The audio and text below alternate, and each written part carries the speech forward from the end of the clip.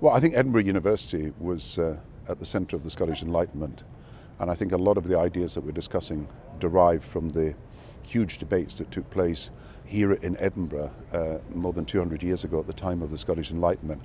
You have rights, but you may also have to think of responsibilities. You have individual emancipation promoted by the Scottish Enlightenment, but you also have this sense of civic responsibility. And if anything has come out of the Scottish Enlightenment, it's how you balance these two things, the rights of individuals, but also their responsibilities as both individuals and when they elect governments, the responsibilities of governments to deliver rights for people. You have Malala here to help launch the commission. How much of an aid does her presence give you?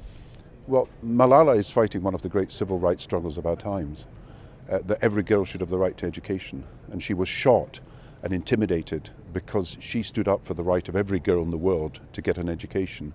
And so if we're talking about human rights, and we're talking particularly about the rights of girls, then Malala is a symbol of a girl's right to education. And her presence here, I think, demonstrates that this is not just an abstract issue, this is a practical issue. It's a life and death issue for many people. And she put her life at risk by standing up for one of the rights that I think people in most parts of the world would want to uphold and in many cases take for granted. And we've got to support her in her determination to ensure that every girl has the right to go to school. This production is brought to you by the University of Edinburgh.